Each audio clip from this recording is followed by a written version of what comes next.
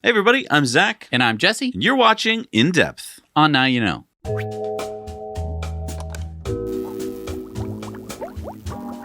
We're sponsored by our friends at the solar-powered hotels in Schaumburg, Illinois, the Fairfield Inn and Suites by Marriott, and the Town Place Suite Hotel right next door. They're both connected, and they're both solar-powered. And you know, it's that time of year again.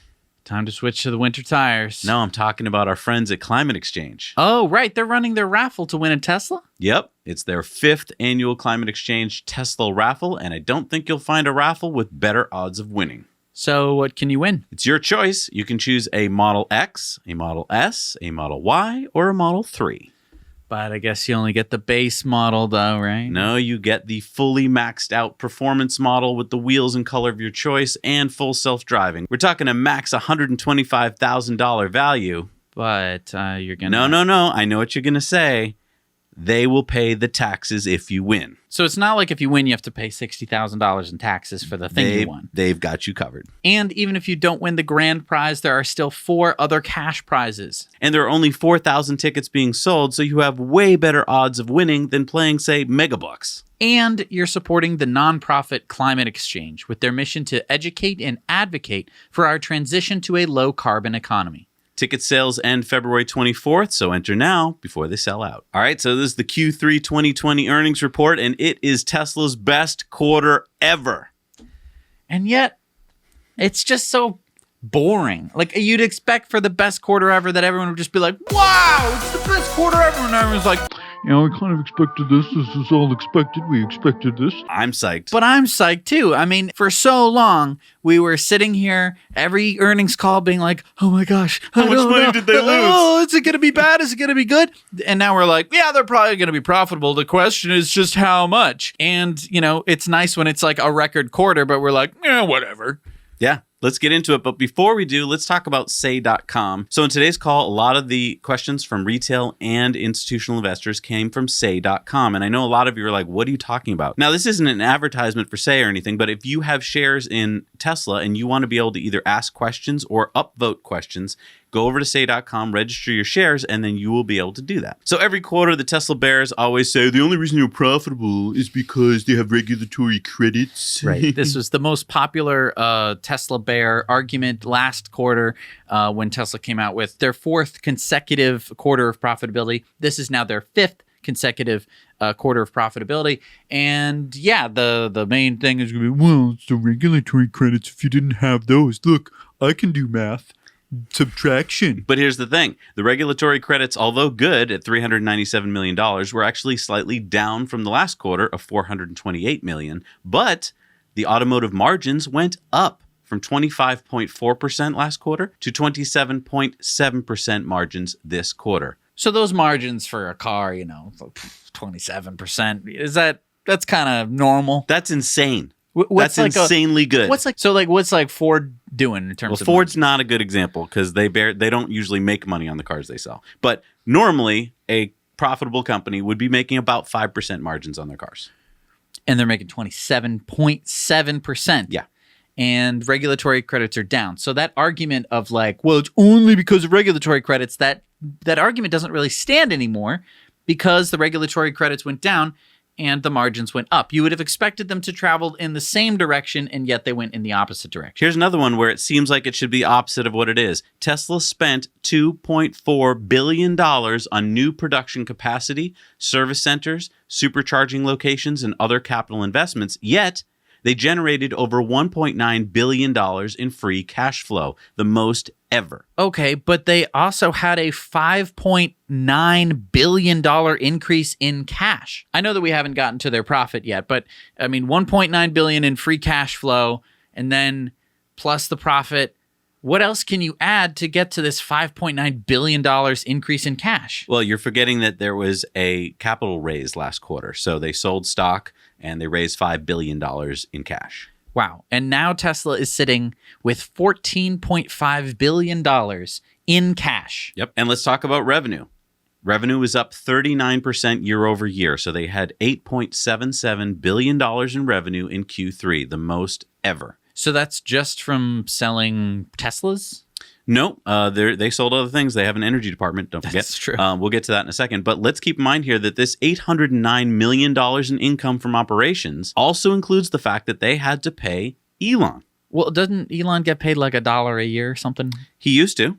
And then they instituted his 2018 pay package, which has different tranches that take effect as different things happen. And a bunch of them have been triggered as the stock price has been going up. So last quarter, Elon got $280 million in pay.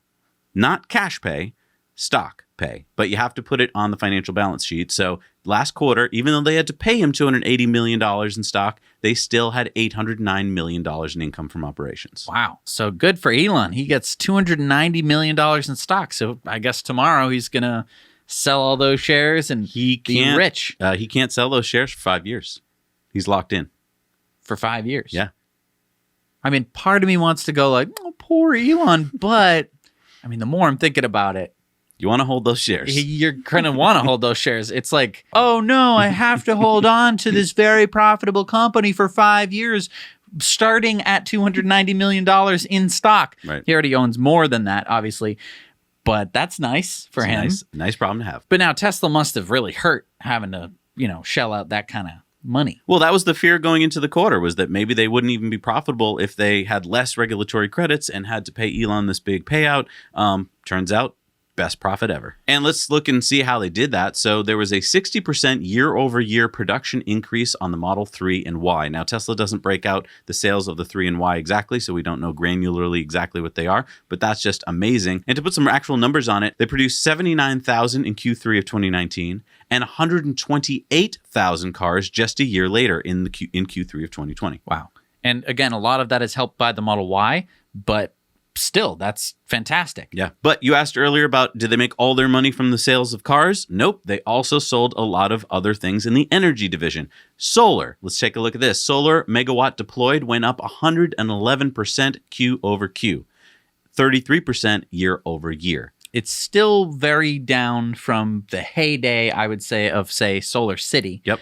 But it's good that they're actually up this year. For a while, it just was like this, and their energy department exists.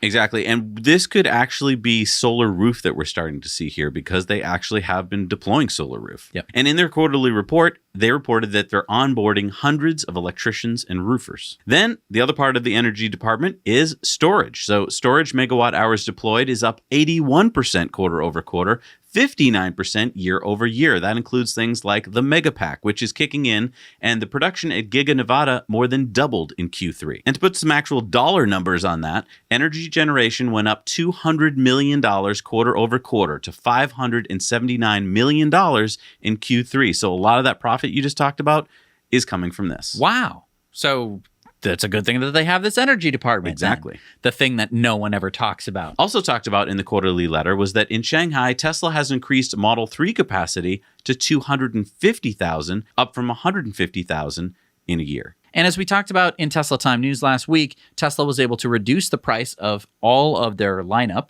of cars. And this was due to lowered costs, both from batteries and also increased level of local procurement. Yeah, if you get things locally, you don't have to pay as much shipping, and your prices are lower. So that buy local bumper sticker, they really took that to heart. Also, I think the most exciting thing to me in their quarterly report letter was this table right here. And it might look kind of boring because part of it doesn't even look filled out.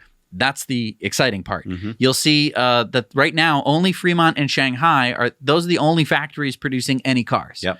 But you have Berlin in construction for Model Y and Model 3, Texas for Model Y and Cybertruck, United States, wherever that may be, probably Gigafactory Nevada, is Tesla Semi and Roadster. So you have all of these different cars in all of these different places with all of these different factories spooling up, getting ready to produce these vehicles. The numbers that we're looking at this quarter are going to be dwarfed entirely once all of these production facilities are online. And I just want to ask, does that United States mean Nevada, or does it mean a new location that they haven't talked about yet? It's possible. I mean, I'm pretty sure that I heard that it was going to be made either in Nevada or at the Fremont factory. So it still remains to be seen. Maybe they are. Maybe Maybe Tesla hasn't even decided yet. Yeah, that could be it. Then there's a new chart that I haven't seen before, which is the delivery percentage of locally made vehicles. And as you can see here, basically when Tesla makes a vehicle, they either have to ship it, say, from Fremont across the ocean to Europe,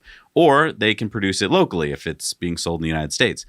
Here you're getting to see that now that they have Shanghai as a factory, well, they don't have to ship cars from Fremont to China. And so the percentage of cars that are being made locally is going up. It's now at 70%. And that is where a lot of their cost savings comes from. And that is going to get better when they have another manufacturing facility on a continent that they currently don't have one. Now, this next one might seem kind of boring because we've already heard that Tesla has given guidance that they want to make 500,000 vehicles this year. But I want to remind you what that means since we know how many they've made so far. So that means they have to make 180,000 vehicles in Q4.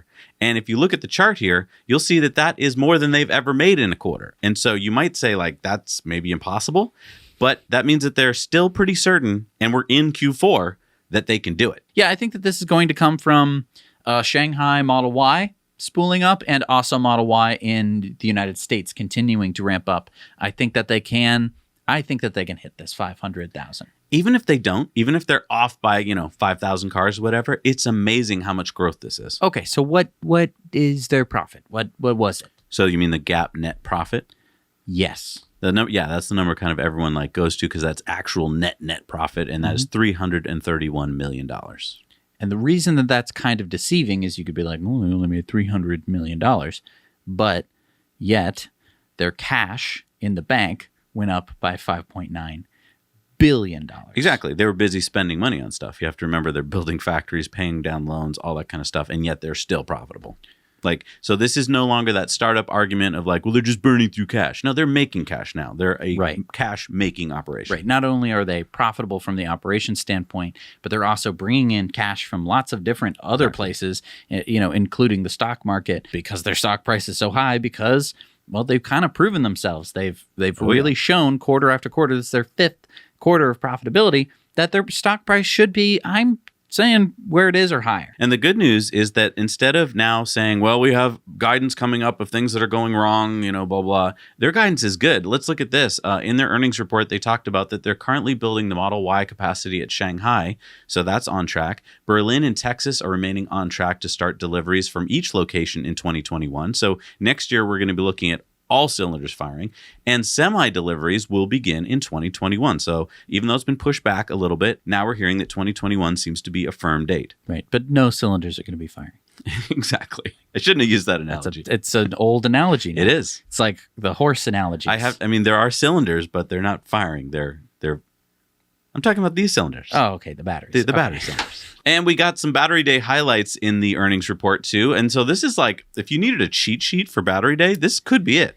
Yeah, and again, nothing new here really. We didn't learn anything that you didn't already learn from Battery Day. But there's one number here which I think got overlooked, and that's the very far right bottom corner where it says 69%, and that is the cost reduction in building out capacity for new batteries. And that means that basically Tesla going forward in the next few years, once they get this all going, are going to be able to build out factories way cheaper than anyone else to make batteries. Right. That's huge news. So it would be like if you wanted to build a house and they said, okay, it's going to cost $100,000. And you went, oh, gee whiz, that's expensive. And then they went, wait a minute, we figured out how to save 69%.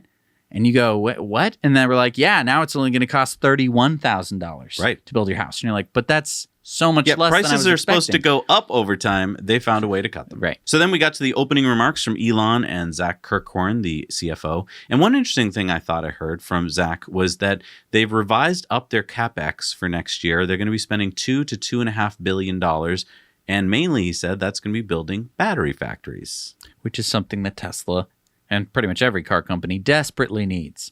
And I wonder what kind of batteries those factories are going to be making. Also, that kind of gives us an idea of how many factories, right? Because if you assume a factory costs about $1 billion, then that's 2 to 3 factories. But what if it's 69% off? Well, it could be, but I don't think that's yet. Who knows? It's a lot of factories. It's going to be, and that means a lot of batteries. Yeah. And that means Tesla's going to be making more batteries than any other car manufacturer. And that means that they're going to be making more electric cars than any car manufacturer, something that they already do. which means that the other car manufacturers are not going to be able to catch up in terms of EVs. And as long as Tesla keeps making as amazing and hopefully cheaper and cheaper EVs, that's the end of the oil business. Exactly. Now, next we heard from someone new that we haven't heard from before on an earnings call. And when they said RJ, I thought they had hired RJ Scringe from Rivian, but no, it's RJ Johnson, the head of their energy department. He was talking about the fact that their mega pack department is a large growth segment and there's more demand than supply through 2021. So they're making a product that more people want than they can even supply them with, and that demand is building through 2023. Every time you sell a mega pack, there's going to be 2 more utilities looking to buy mega packs because they're going to go, excuse me, what are the savings that you're having on that? That is our core business is energy, and we've never been able to store energy before, and now I can, and I'm going to save a ton of money. He talked about the fact that AutoBidder is super popular and that Powerwall, the smaller home-based batteries, have a backlog as well. So then we got to the first questions on the call, and these came from say.com, and these were the retail investor questions, which could have been some of you. Right. As we talked about earlier, if you register your shares of Tesla on say.com, you can actually vote for which questions you want to have questioned. Yeah, and these were upvoted, so this was the most popular question. So this was from Robert, and he said, is Tesla planning to start 4680 cell production at Giga Berlin at the same time as vehicle production? Can Tesla share more information on what products will use the battery cells from the pilot line in Fremont? And to the first part, the answer is yes. Yep.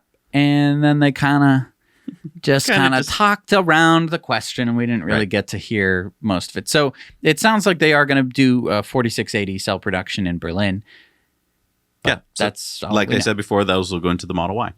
Next retail question was from Robert. It says, does Tesla's tabless cell design allow for significantly higher peak charging rates? Does it improve the required taper curve? So Drew answered this question, and he said that actually when you're getting to higher peak charging rates, you're worried about anode plating as opposed to heating or cooling. And he said that basically tabless design has nothing to do with anode plating. Right. It just helps with the heating and cooling. So, right. So it sounds like the answer to that one is no. Which is interesting because I really thought that fast charging, you were thermally limited. Sounds like you're actually chemically limited. Yeah. It was a great answer. This third question from Raj is, would full self-driving ever be able to transfer to our next vehicle or pay a transfer fee? It would add to brand loyalty, the same way gaming companies and cell phone companies keep you in their ecosystem by letting you transfer purchases to upgraded hardware.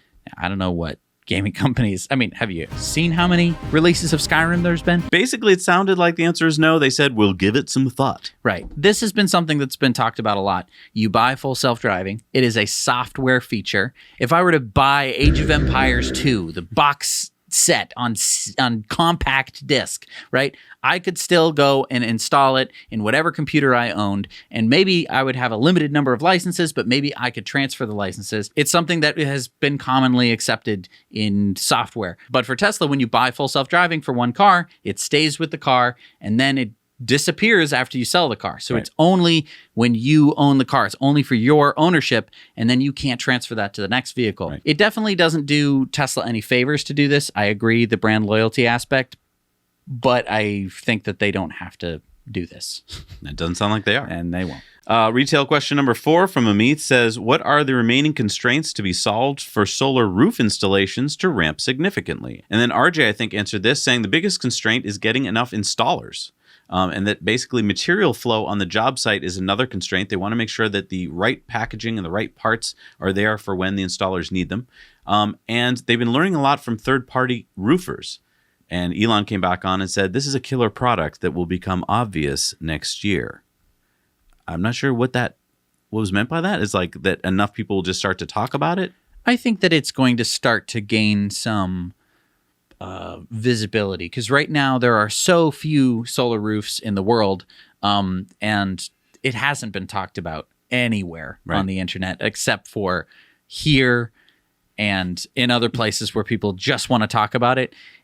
They're nowhere on like the news have they been like, today in the news, we're talking about a new kind of roof you could put on your house. Last question from retail investors was from Ebbett and said, other than electric cars, what do you suppose will be the most valuable business units within Tesla over the next 5 to 7 years? Could you envision any of them ever spinning out from Tesla?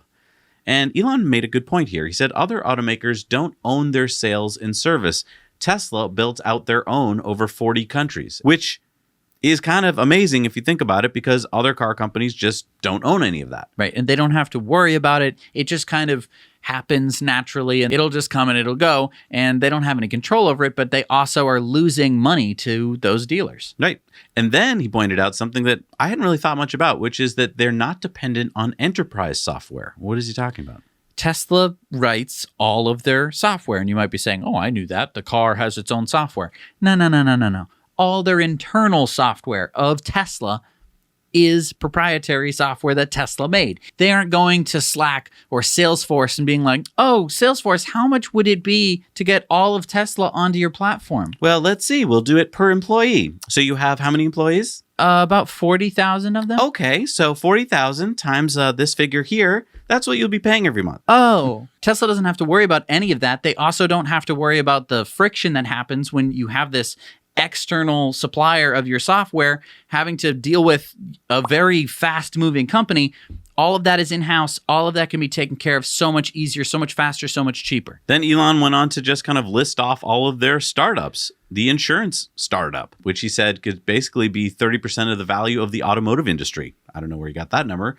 He said their battery cells, their drive units, their motors, their chargers, their supercharger network. He's like, and you know what? None of them have failed. And I thought that was pretty amazing because most startups do fail, like 9 out of 10 of them. And yet Tesla started all of these things and they're doing well. Well, I think that it's interesting. Tesla is, yes, a conglomerate of startups, but it's also like an incubator of startups. Yeah. But it's full of the right people and the right sets of skills and the right infrastructure that they are able to take what is usually very difficult, starting a brand new company, and make it a whole lot easier because they're doing it all within Tesla. And Elon went on to say that they don't plan to spin any of these out into separate companies because he sees that as just being more expensive than just keeping it all together in one nice package. You know, when you're starting up a startup, you have to spend a lot of your time attracting new investors and doing, you know, the principles of the company are going on pitch meetings all the time. And it's just to get money. Just to get money. And you have to keep sounding exciting. And if you're losing money, it's not good. Say you're starting the solar roof startup and version 1 isn't perfect like it wasn't. Right. And version 2 isn't perfect. And in fact, there aren't really any solar roofs until now. Right. Most startups would have been in trouble. Right. They wouldn't have been able to continue to raise capital and satisfy their investors with, oh, it didn't go so well the first time, the second time. Tesla is able to just say, yeah, we know that this is going to work. We're going to need this at some point. So, yeah, we'll keep investing in it. And then Tesla gets to put the Tesla brand on their insurance company or their roof company. And that's amazing because you get this known brand. Right. It would be like if Maserati or Lamborghini got to put, you know, like, oh, wow, this coffee cup's made by Lamborghini. Wow. Still just a coffee cup, but you're like, oh. Then it was time for the institutional investors on Say, and their first question was, as a bridge to the ride-hailing network, could you leverage the insurance product to give customers the ability to rent out their vehicle via the app, thereby enabling the car to make money for them? So basically a proprietary version of Turo. And Elon didn't like directly answer this question. It sort of sounded to me like he had already been thinking this the whole time. And it's as if you had asked him, do you want to start an electric car company, Elon? And he was like, yeah, so that's kind of right. what we're doing here. The next question was, residential energy use accounts for roughly the same magnitude of carbon emissions as road transport. Today's boilers and air conditioning units are profoundly unsexy. Could you elaborate on hints that HVAC advances with the Y could also find use in a domestic system? Basically, Drew said yes to this idea. Elon said yes to this idea. I think Elon said something kind of interesting. He said, we don't have like a prototype for this, but we basically know how to do every single aspect of this, right. Which they do. They know how to do air filters. They know how to do HVAC systems. They know how to make stuff that goes in your house with the Powerwall. Right. I think that it wouldn't be very hard for them to combine all of these things together, make something that's more efficient, basically disrupt an entire new industry, which is HVAC, which has not changed in, I don't know, like since they invented the air conditioner, which would be pretty mind-blowing. That it would not only be your air conditioner, but it would also provide water for your house. Yeah. Stuff like that really changes the game when you're thinking about how we can have a more environmentally friendly world. Yeah, I just want to go to that water point, for example. Most of us now are probably like, I already got water in my house. I turned it on. It's running. But there's a lot of people who don't have access to water, and water's going to get more scarce. So the ability to make an HVAC system powered by, say, solar panels on your roof that can also make water, pretty amazing. As a byproduct of doing the HVAC that it needed to do anyway. Yeah. And I mean, even if you do have a faucet, you probably have a sign on your lawn that says, well water in use or something. Right. If you're watering your lawn, there are lots of places in the world where water is actually scarce. And if you were able to just use the stuff that you were already pulling out of the air and dumping outside, instead using that to cook and clean and wash, that would really help a lot. So this question was about at what point do you expect to have enough internal or external battery capacity to start ramping up stationary storage deployments again? And Drew said that they're approximately doubling storage this year, and Elon said and next year, and hopefully accelerating in future years. So it doesn't sound like that's going to be a problem. Yep. The next question had to do with risk. They're saying, what contingencies do you have in place to ensure that bottlenecks you might encounter while ramping up internal cell production will not preclude your ability to hit your Y production volume targets in Berlin and Texas? And this was interesting. Elon said they tried to de-risk 2021 by making sure that all of their batteries are not dependent on their internal cell production. So that means they basically have contracts in place for those cells. So I guess that means there's no problem with the cars coming up next year. Now, in 2022, they will start to rely on their own cells. Interesting. But they're giving themselves over a year to ramp that stuff up. Tesla has been able to ramp up much harder things, I would argue, in that kind of time. And right now, there's no pressure for it. There's no Model 3 demand that people are like, where's my Model 3? None of that. And there's no analysts either going like, well, where are those batteries at? Nothing. So then they started taking questions from analysts. These are typically some of the more boring questions on the call, but we have an interesting one from Oppenheimer. And Oppenheimer asked, which processes are you moving in-house? And that's a bad question to be asking Tesla, of all companies in the world, because, well, I guess Elon put it pretty well. He said Tesla is absurdly vertically integrated compared to other companies. He basically didn't answer the question at all. He just tried to explain to Oppenheimer that they already are very vertically integrated and they're not really moving anything in-house because it's already there. And he pointed out this very interesting point, which is if you try to reverse engineer, say, a Tesla, you can't really do it because you can't catalog engineer a Tesla, because if you catalog engineer something, that means that you basically, oh, this part comes from that company, this part comes from that company. Well, Tesla makes most of the parts. So even though you can figure out what the part is, you can't find it anywhere other than Tesla. So I just thought that that was kind of an interesting answer to a pretty boneheaded question. And here's another kind of bonehead question from Adam Jonas at Morgan Stanley. Now, maybe he was just throwing him a softball. His question was, if LiDAR was free, Elon, would you still use it? And Elon said probably not.